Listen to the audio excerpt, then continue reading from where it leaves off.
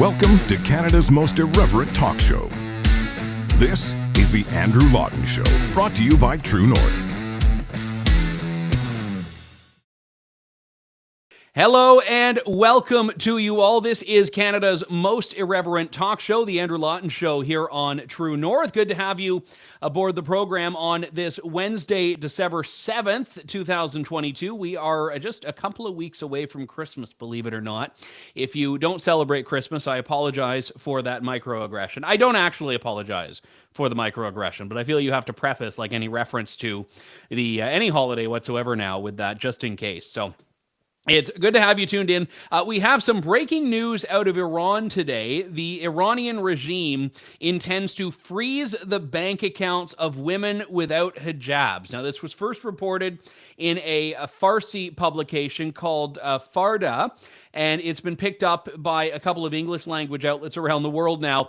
And you read this, and the first thing I thought of is, man, I would love to see one of those legacy media journalists ask Justin Trudeau or Chrystia Freeland to condemn this. I would love to see Justin Trudeau or Chrystia Freeland get up there and say, oh, this is terrible. Yeah, the fact that people in Iran are having their bank accounts frozen because they dare to go against the mullahocracy. I am not comparing the Canadian regime to the Iranian regime. I'm not comparing the two things here. They're very different situations. But when you look at some of the themes that exist in the tactics governments use to quell dissent, it's literally, it's not even similar, it's literally an identical move to what happened with the Emergencies Act. And it actually ties in very well with a discussion I wanted to have today with Benjamin Dichter, who is the author of a new book called Honking for Freedom, the Trucker Convoy that gave us hope. Now, for obvious reasons, I've got a bit of a soft spot for books about the convoy. I wrote one of my own, but it was written from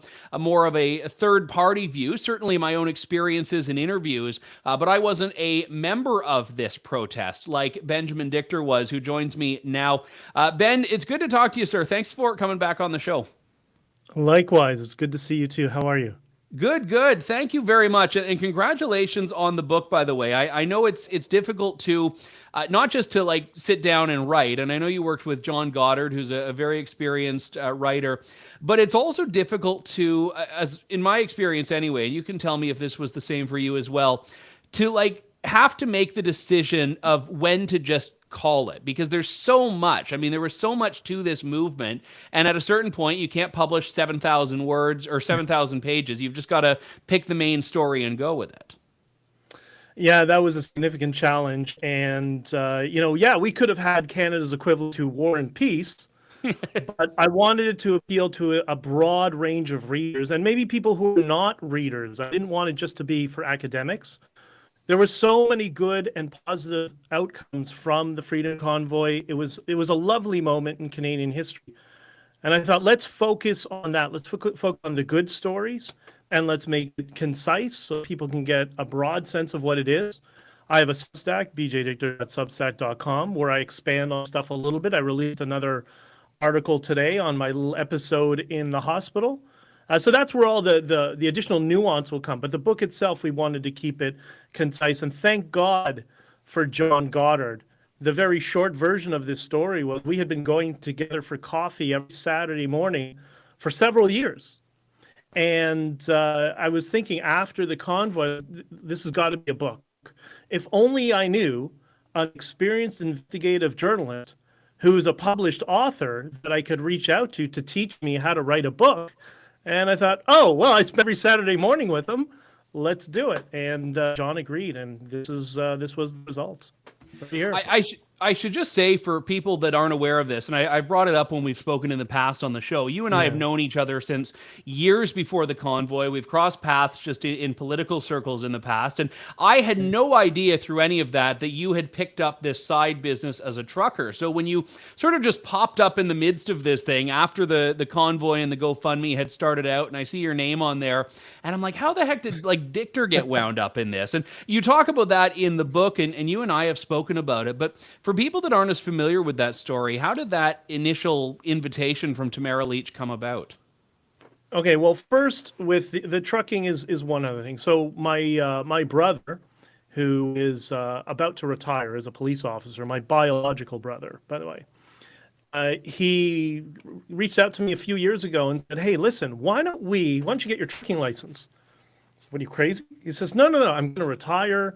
Maybe we can do a business together, or we can just go to the across the U.S. because we just met each other a few years ago, right? And I wasn't convinced. And then he kind of, over a month or so, convinced me to get my trucking license. And lo and behold, COVID happened. And while I was going through this whole training period and learning part-time how to drive a truck, how it all operates, all that sort of stuff, he said to me, "Listen, why don't we just he had bought a truck already. And he said to me, "Let's get a second truck. You'll come with me to the States. We'll do tandem run when we can, when you have time, and just get away from the madness." That's really was the motivating factor behind it. And that's why I saw throughout the entire COVID era, the stark difference between the United States and Canada. And that's just from going to New York State, New Jersey. Like, it was a completely different world. And when we crossed over the border into Canada, it's been like a twilight zone. And that's why I was able to comment on that. And in terms of Tamara Leach, this is one of those things that, the planets are just come into alignment. We had been friends for several years, so 3-4 years at that point, maybe 5, I don't remember exactly. And we would talk regularly. We talk every couple of weeks, every month. It depends on how busy her schedule and my schedule were. But we became very good friends. And she just called me on January 15th and said, "Hey, listen, we started this GoFundMe for this convoy, and it's taking over." And she said, I need somebody who can help that understands media, new media. I've been media trained in the past. I break all the rules, that's why. But and she said, "Would you mind doing it? We need to press releases, a spokesperson, all that sort of stuff." And I said, "Yeah, for you, my pleasure," because I was completely mortified by the ArriveCan data tracking app and what it was going to lead to. So I came on board. And then I said to her in that conversation, it was actually in my truck.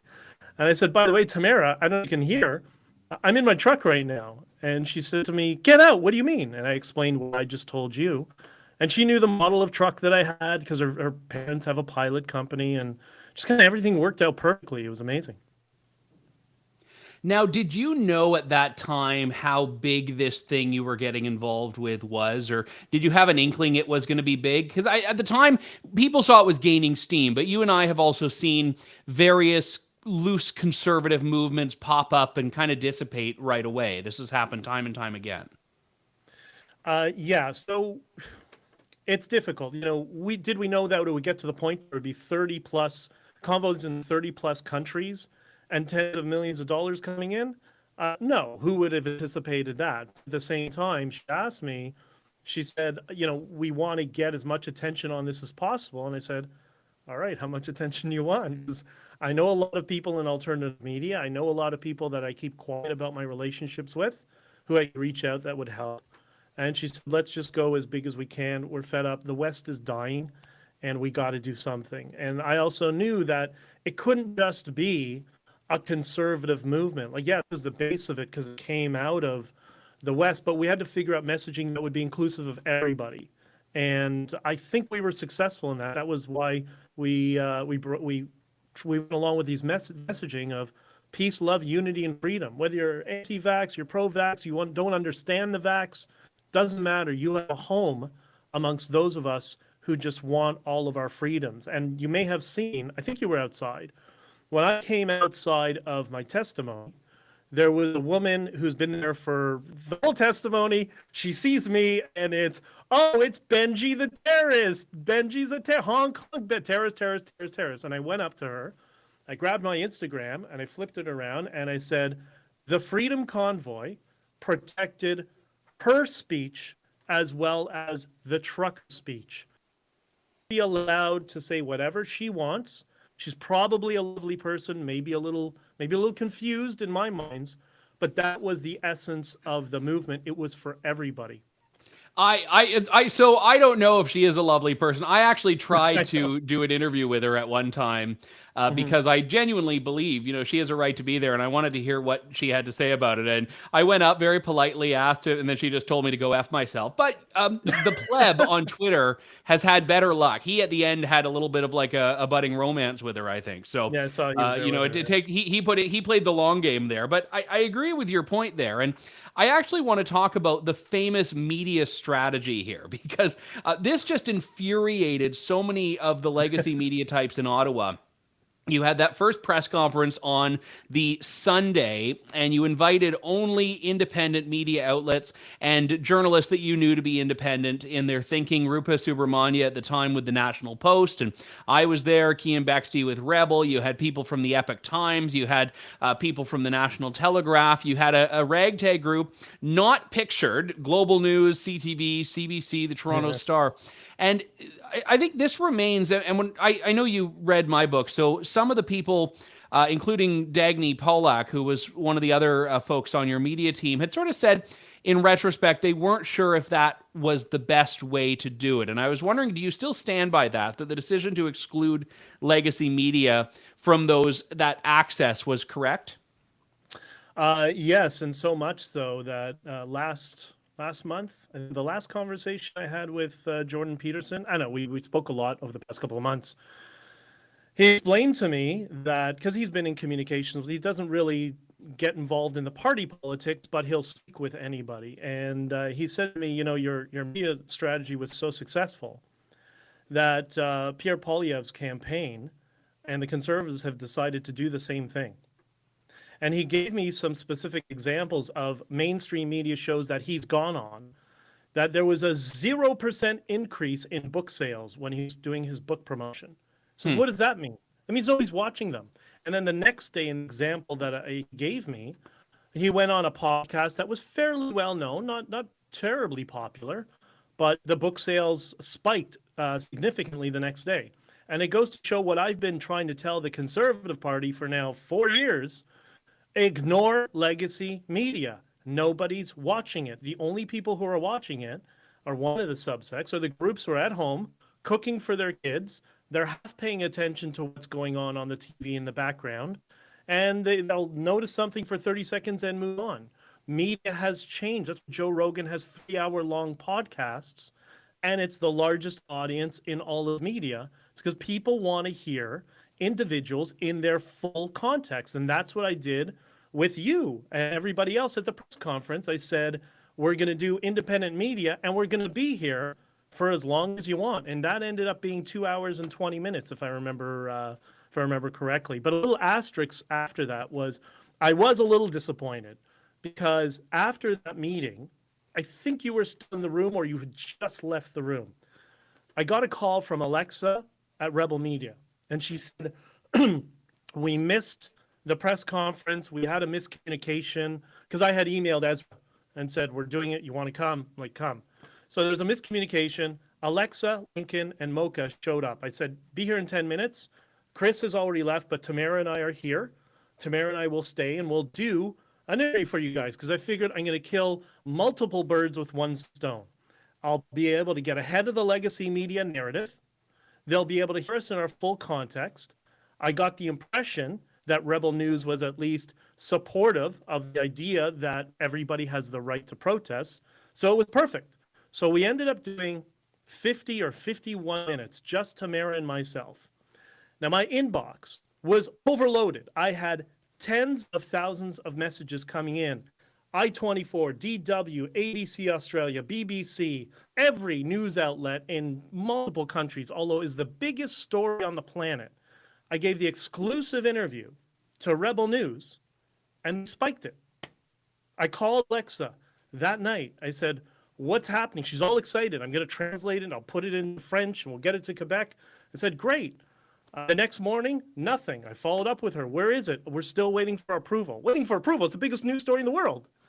And then what happened later on in the day? What happened, Alexa? I don't know. And after 2-3 days, I was scheduling, meetings like crazy. I was doing interview after interview after interview, focusing on U.S. media. And that interview never aired. Although when Jim Kalaharios, my lawyer, came out of testimony, there was he was interviewed by William from Rebel, And they put together a little video and spliced in some B-roll, I guess, from that interview with myself and Tamara. So it never aired. I don't understand why they still haven't aired it. It just, and listen, I don't know their production schedule. I don't know how it all works, but it's the biggest news story on the planet. How do you not air it? I couldn't believe it. Yeah, and I wasn't even aware that had taken place, that there was sort of a bonus press conference after the press conference with Rebel. But even so, you kind of kept that approach up until the very end. I know there was that famous video of Glenn McGregor basically being asked to leave I think it was the Sheraton Hotel hallway because there was another one of these things taking place there. And Punchy McGregor, that's my name for him, Punchy McGregor. Fair enough. But I guess the interesting thing that I would raise about this is that when the media was misrepresenting the convoy, and you weren't talking to them to correct the record. You had said something when I interviewed you for my book many months ago that you really wanted to expose them, that you really wanted people to see exactly what they were all about. And was that part of the convoy, or was that your own personal project, if you will? Well, the way we had structured it was we had, 3 hotels. There were different teams that were responsible for different things. And we kept having every day, there were people that were calling their own press conferences. And, Tamara tried to explain to everybody repeatedly, all messages goes through the media team. Benjamin's run the media team. So if you want to do any messages, any press releases, whatever, go to him, make sure him and the team vetted, because there was 4 of us actually. And that was the structure that we had, because if not, it could have been just chaos. And you saw what happened when some people that really didn't speak on behalf of the convoy, but wanted their 15 minutes in fame, they got in front of a camera and confused the narrative amongst the public. The other reason that I wanted to freeze out legacy media was I saw what happened during January 6th, right? So the media in the States, the legacy media, took a certain position, a certain narrative. And what do? They run B-roll after B-roll after B-roll after B-roll, targeting and smearing the participants, irrespective whether you agree with what they did or not, okay?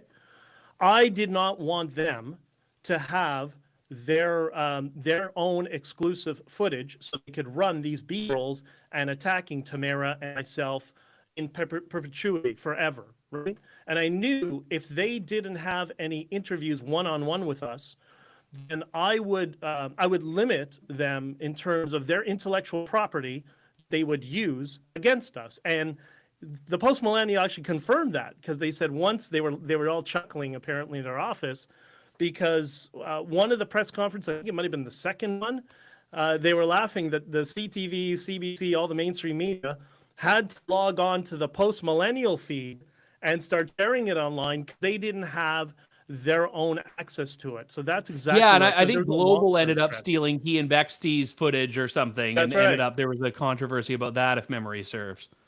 Exactly. So I was trying to doubly help alternative media. And that's why I gave the example with Rebel News. I was confused because they had the exclusive footage. Like, they could have been, it should have been one of the biggest videos in the history of that company. Like, it was just perplexing to me.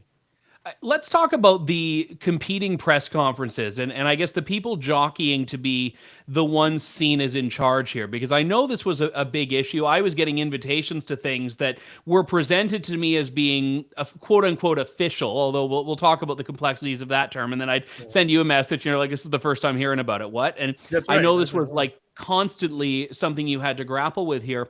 But at the same time, I mean, one of the things that Tamara has testified to and other people involved in the convoy have tested to is that this wasn't I mean, I know there was the board formed for Freedom Corp, but this wasn't a hierarchical top-down organization. No one had any real leverage or control over others. So it was very difficult to for anyone to say that anyone wasn't involved. So when you get someone popping up that says, yes, I'm doing this thing here and they're available to media, the media is obviously going to pounce on that. But I guess the question is, in an organic grassroots movement, how can you effectively, or do you believe you did effectively, put out all of these, what you would say are fires, or however you want to describe them? Well, there's 2 different levels to this strategy. So one was having like a cohesive message around peace, love, unity, and freedom. That would go on the press releases, and that would be for legacy media and yourself. I think you're more mainstream than legacy media, to be entirely honest. But like yourself and your company and other companies, to contact representatives of the people who had the largest moral persuasion. Who are those people? The people who fundraised the $10 million. And that's why I was getting so many requests initially, because it was my name and Tamara's name on the GoFundMe, right? So that's where the moral persuasion came from. But then on the other side, I suggested to many of the road captains and truckers, I said, listen, we got here, you guys were all on TikTok. I don't know why you're using TikTok, because I don't like the ArriveCan app, but whatever. You want to use TikTok, that's great. Go out and sell the message to your audience. Go on TikTok, use it all day long, get as many people as possible, or Instagram, which I suggested instead. And so that was kind of the two-pronged approach that when it came to, because we knew there's going to be legal implications, right? Especially with this amount of money. So there had to be some sort of loose legal structure organization around it, but then everybody else could do their own thing at the same time. Just I said to them, just try to keep it nice. Just don't say, yeah, I know you don't like Trudeau, but let's dial it down a little bit. And I think for the most part they did, and it was successful. So I was looking a little bit towards, how Bitcoin works, which is a decentralized mechanism. And I looked at the process in terms of, okay, we have all these decentralized nodes. Those are all the different groups that brought 300 people there, 200 people, 1,000 people there, whatever. We'll broadcast a broader message for everybody, and everybody will figure out a way to support each other. For the most part, it worked. There was a little friction from one of because we had so many organizations trying to take over, like big, well-funded organizations. And one of them, they were very anti-COVID vaccines. And I said, listen, great, but we need to get people who are supporting COVID vaccines to support us as well. We need to cast a wide net. And if we can bring them in, then guess what? You'll be able to talk to them and persuade them and convince them. So if we do that strategy, why don't your organization, which already functions, it already already have a following, will say you're here and the Freedom Convoy supports your organization. You support the right for truckers to come protest. And for the people who are interested in that message, they'll gravitate towards you. But we'll be able to cast a broader net to people who normally wouldn't listen. And I remember the first day I'm walking up to Parliament Hill in front of the Chateau Laurier. And I've said in many interviews, my inspiration for this was I went back to my days going to Grateful Dead concerts and going to Fish concerts and the Allman Brothers, right? Very peaceful, loving party. Too much drugs for me, but other than the drugs, it was a great environment. And, one of the first few people I saw, there was a group of people with tie-dye and peace signs and we love everybody. And those were not conservatives, but they were Canadians and they were happy to finally be out of their home and meet new people. And this was, I know of 2 COVID babies, convoy babies that have been born in the past month and a half. So it's been wonderful. It is. And let's talk about some of the friction there, because I think that there were obviously signs of this earlier on. And certainly when you testified before the Public Order Emergency Commission, this became more apparent. And, just to set the stage here, in the early days, I think it's pretty much uncontested that you had Bridget Belton and Chris Barber get linked up on TikTok, build a little bit of momentum. People like Pat King was involved in the sense of promoting it early on. James Botter tried to be a bit more of a central organizer. James and Pat effectively out of the picture by the time the convoy gets to Ottawa. You've got other people that are brought in. You're certainly at the helm of media here. And there were still, though, even after those changes, some friction. I mean, you testified to the breakdown with Tom Marazzo at one point saying he wanted to be a ghost and then holding that press conference, which I've talked to Tom about, and I accept it at face value that what he was accused of saying was not what he's saying. But you've actually gone further and have used the word sabotage with Tom and also with Keith Wilson, the lawyer that the JCCF retained. And at what point did that view emerge in your view, and why? It was an evolution. Like things were really unsettling in the beginning. On February 4th, and you have to understand the context of the messaging. It was peace, love, everybody come together, right? Yeah, there were some people who did the F Trudeau flags, which was the messaging that ironically united people from Quebec and Alberta. Like they loved it. They were having a blast with it. It was great.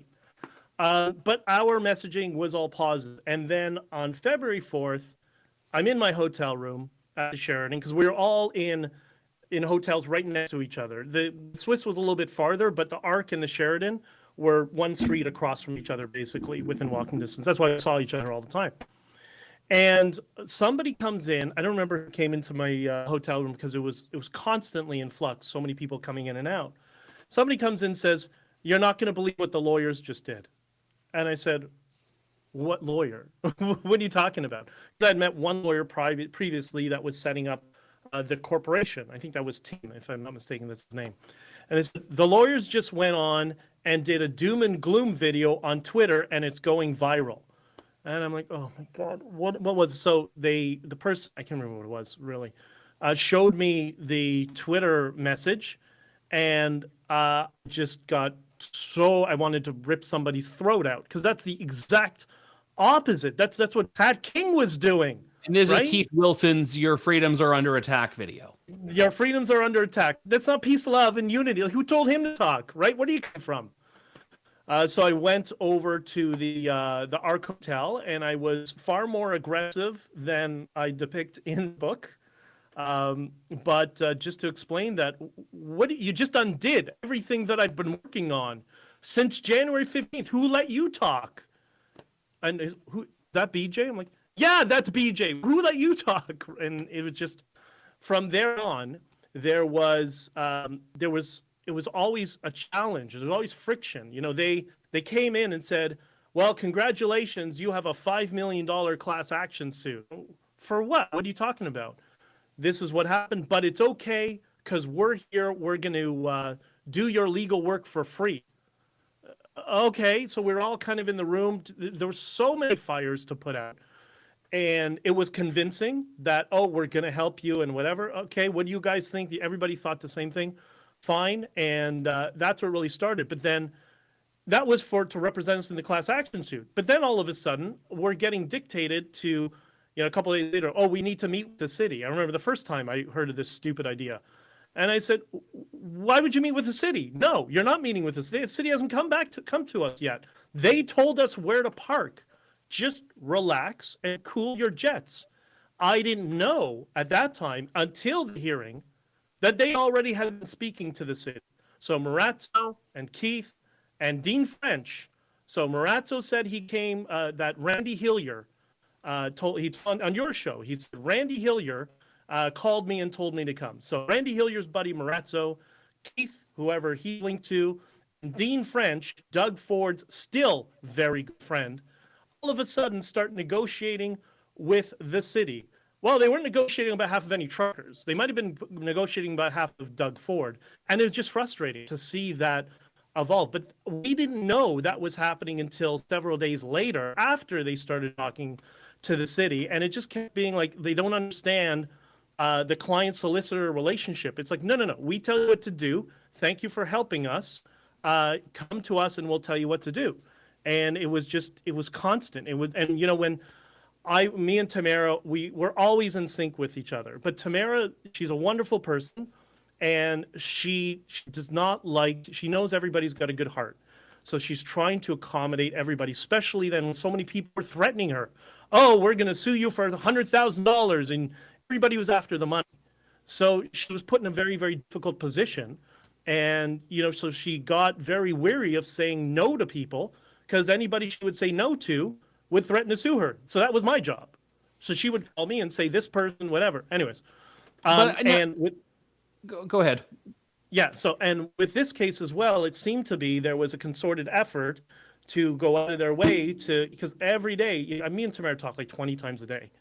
And constantly she would call me and say, what do you think about this idea? No, I don't think that's a good idea because. And she said, oh, yeah, that's a good point. Okay, no problem. And that's how we worked. We were always sympathetic the whole time. But there were people that were, they seemed to be trying to work Tamara, for lack of a better term, and that's why I suggested to her, we need to get you a handler. But she's a very one-on-one emotional person who connects with people. She didn't want a handler, and okay, so it is what it is. But let's drill down into this a bit more, because I know that you had a very collegial relationship with Tamara, and I don't think you would say, and I certainly wouldn't say that you were working for her in any meaningful capacity, but she was the president of this entity that had been set up. She was the president of what's called Freedom Corp, and I know she's precluded by bail conditions from having conversations with you along with other people. So I don't know what, if any, your relationship is with Tamara now, but I do know that Tamara is still, it seems like, very tight with Keith Wilson and Tom Marazzo. So was that not a choice that she was making as the spiritual leader of the convoy, that was the direction she wanted to go, and not the approach that you're putting forward? Well, so for example, when we registered the corporation, she was to be president. I was supposed to be the vice president. And I said, okay, fine, go ahead and do it. Because we were both, it was our combination of messages. You were the two most public faces of this thing. Absolutely. That's right. That's right. And so I'm back to the Sheridan. I think it was Newsmax. I was doing an interview that night, if I'm not mistaken. And I had to cancel when I broke my ankle. And the next thing I know, the next day or 2 days later, I find out, oh, you're not the vice president, you're something else. Somebody, kicked me to the curb amongst the legal entities that were advising. Whatever, I don't really care. It didn't make a difference to me, sort of thing. But what I also indicated is Tamara and Barbara are both in a very difficult position, because they've been put into a position where they were not told, none of us were told, that on February 17th, we could have applied to the court to have a percentage of the money that was donated and put in escrow, that money, we could have applied to have that released for the purpose of a legal defense. We were not told that. I found this the night before I testified in Ottawa. So you can imagine how annoyed I was to learn that so late in the game.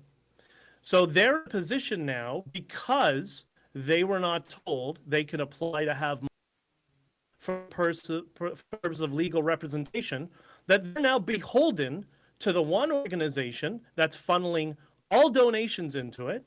And it's interesting that money, the $1.7 million that they've raised since the convoy, they seem to be strategizing to use the escrow money, not using the 1.7 million, and the rest of us have nothing. Chris was thrown off the board. I was thrown off the board. That's Chris Guerra, correct? Of Adopted Trucker? Chris Guerra thrown off the board. Chad Eros thrown off the board. So 50% of the board over time, through some legal wrangling. And anybody who's been on a board knows how that works when there's certain entities who have other interests. In this case, I think it was political interests, that they had us kicked off the board, and now we're all left hanging. So it's concerning what's going on. I just want to jump into that, because I know originally when you and I have spoken in the past, you've had some criticisms, I wouldn't say very serious ones, but just criticisms about Chad Eros and about Chris Guerra. So how did you end up aligned with them on the legal fight that you're in now? Say that again. I missed the first half of your question. So you've been critical in the past of Chad Eros and Chris Guerra, and now you seem to be on side, at least with each other, for the legal fight. And I was just wondering how that evolution happened. Chris Guerra, I was never at odds with. We never had any sort of Chad during the. It's interesting. Like, people are trying to binary one or the other.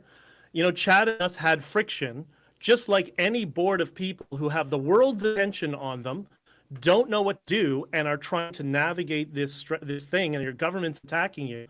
It's just it's a stressful situation. But Chad, when I broke my ankle, and they carried me onto the couch of the Ark Hotel, the first two people that came and sat around me and were Bridget and Chad. And Chad sat with me the longest. Like, I felt bad. I'm like, Chad, you don't have to stay all this time. Like, you can, if you have other stuff to do. And this is somebody we were just having friction with an hour before, because you know what? We can resolve our differences. We can have differences on strategy, what to do moving forward. But when push came to shove, when things were serious, like, we're all simpatico. So that was another narrative that came out of nowhere from my perspective that there was all this friction.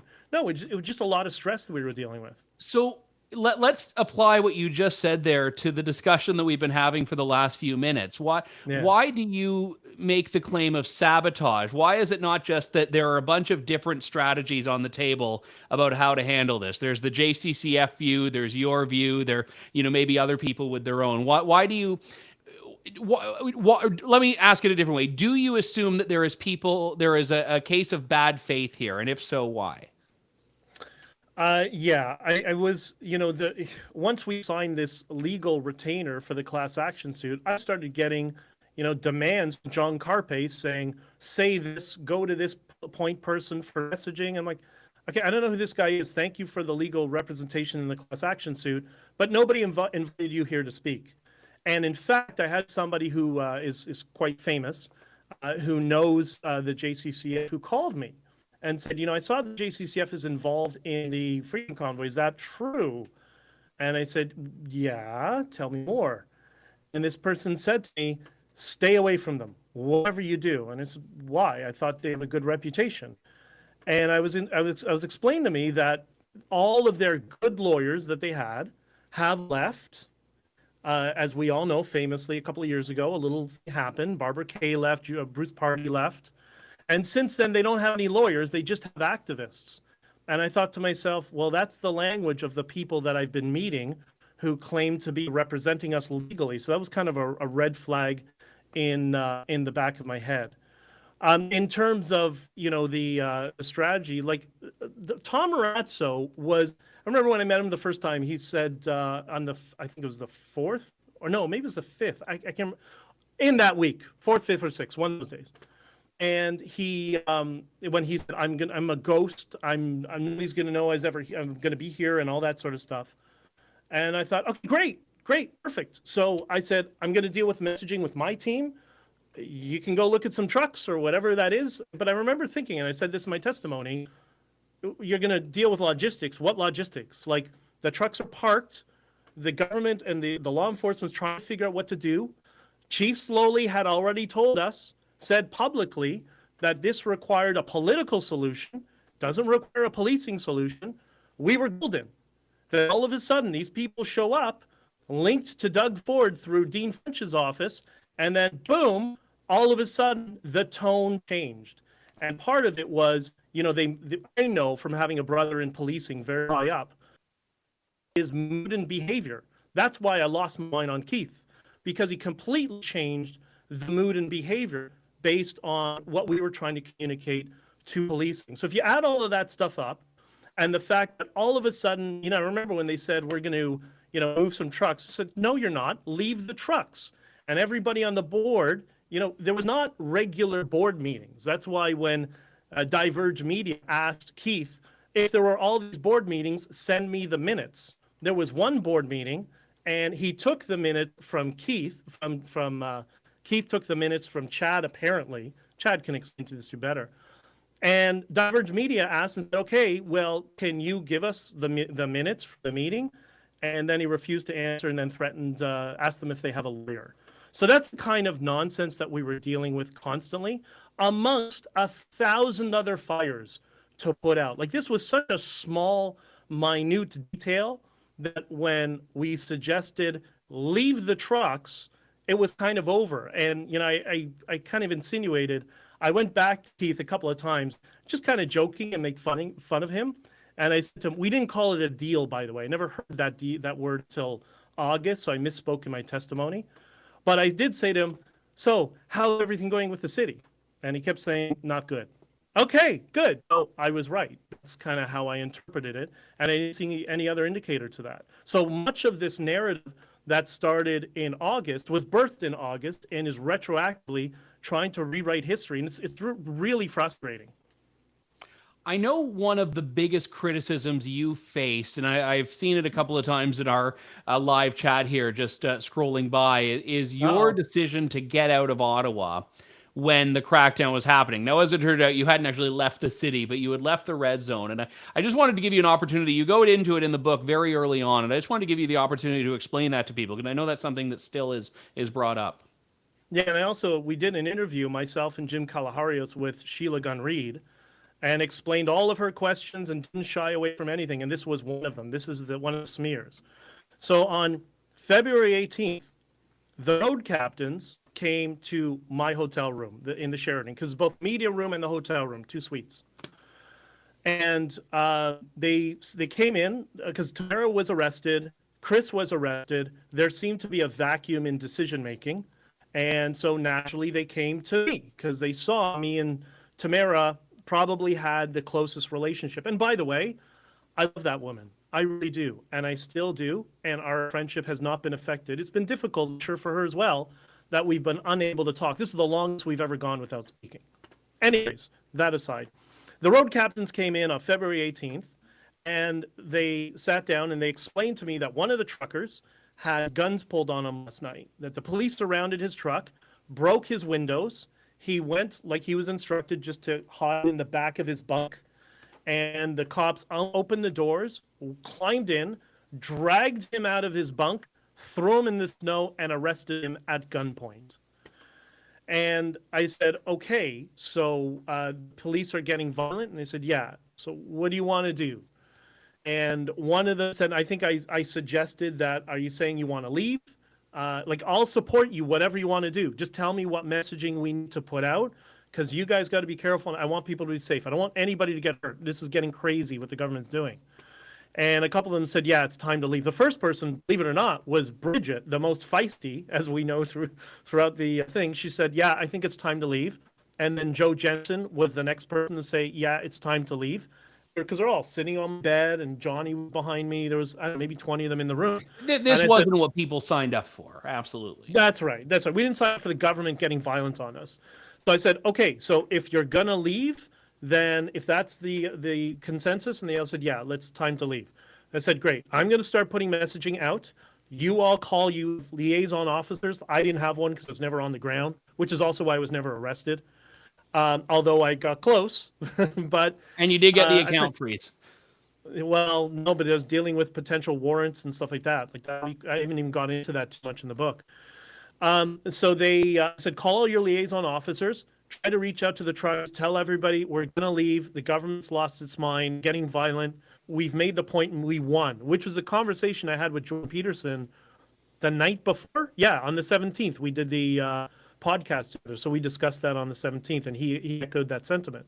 And Miranda, in fact, said to me, who's still on the board, she said, but Ben, she's so adorable. She stands up from the bed. She says, but Ben, these truckers are not going to want to leave. And I said, I know, Miranda, that's why you're a leader. You got to inspire them. You got to encourage them that we've won this battle and we got to leave so nobody gets hurt.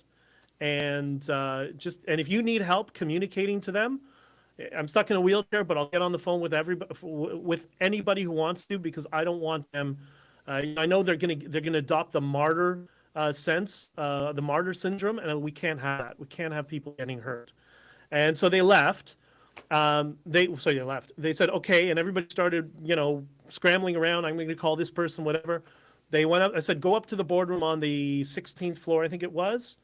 And I'll meet you up there in a few minutes. Start calling your liaison officers. Let's all have a group call. Tell as many people as possible. And I went on to Twitter either before that meeting or after that meeting. I'd have to check the timestamp. And I put a tweet out. And my mistake was I should have done a multi-thread tweet. Tried to squeeze everything into one tweet, but so much was going on. It was a little bit chaotic that day. And I said, many of us are leaving Ottawa. I was trying to fit in the road captains and truckers are leaving, but I couldn't fit it. That's why many fit. The police are getting violent, something to that messaging, and we're going to be leaving. And then I see Ezra Levant retweets and says, "You looks like you ran." It's like, oh my God, Ezra!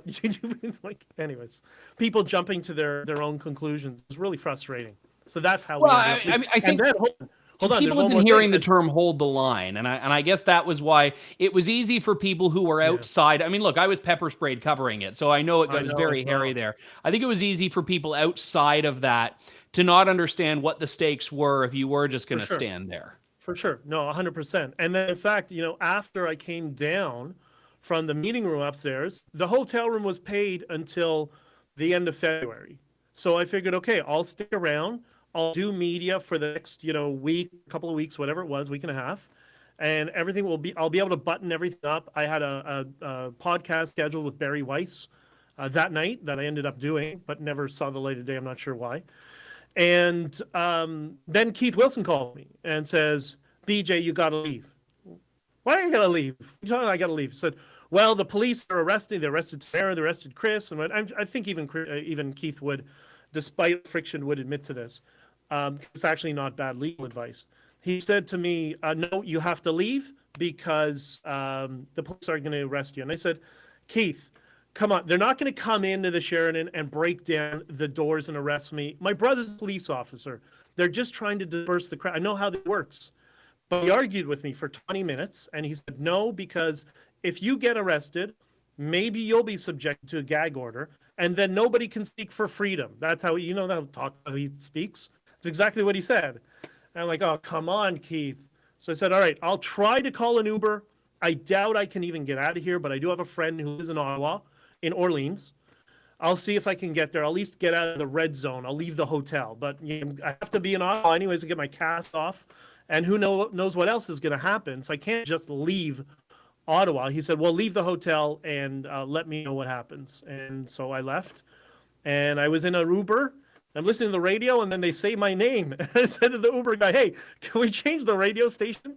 But it was crazy, man. It was like what I imagined Tehran would be in a snowfall, because every street was a police cruiser with 3 or 4 officers standing around looking inside cars. And I'm like, okay, I'll put my hood on. And just like, I didn't know how serious this was. And that's how we all left. So we all decided together, the road captains that brought everybody to Ottawa, decided this is where people are going to get hurt, and we can't have this. We got to leave. Well, you got out, you lived to tell the tale, both literally and figuratively. The book is Honking for Freedom, the Trucker Convoy that gave us hope. The author is Benjamin Dichter, and I think you know better than anyone else. You're somewhat of a controversial figure in Canada, but I know you've always relished that. I'm just a normal guy. I don't get it. Exactly. Well, thanks very much for coming on. We didn't even get a chance to talk about the cryptocurrency stuff. Sorry, the Bitcoin stuff. I was corrected, and I said I would get it right. And you'll also notice there's a fantastic chapter about that in the book, and we'll happily talk about it in the future as well. Benjamin, also, thanks so much. In Jordan Peter's endorsement, you'll notice he refers to him as the then Prime Minister Justin Trudeau. So let's hope that. Yes, perhaps a bit of optimism from Professor Peterson there. All right. Thank you, my friend. Good to talk All to right. you. Thanks a lot, Benjamin. That is Benjamin Dichter, author of the book Honking for Freedom. And just lest anyone be unclear on this, the whole point is that I want all of these perspectives told. I mean, when I released my book, I didn't take the view that I wanted to be the be-all and end-all. I said I wanted more people telling this story. So I'm glad Ben has his book out. Tom Marazzo, who we were speaking about, has a book coming out in February as well. And I don't take, I've had Tom on the show a couple of times as well. So I'll have him on for that as well. But I think it's important to hear all these different perspectives, because this was a watershed moment in Canadian history, and I think a very important one. And certainly as Canadians, I think we all are invested in this story, and I know the True North audience is as well. And we're coming up on the 1-year anniversary, believe it or not. It's been almost a whole year since that first convoy set out from Delta, British Columbia on, I think it was January 23rd of 2022. That does it for us for today. We'll be back with more of Canada's most irreverent talk show before you know it. This is the Andrew Lawton Show on True North. Thank you, God bless, and good day to you all. Thanks for listening to the Andrew Lawton Show. Support the program by donating to True North at www.tnc.news.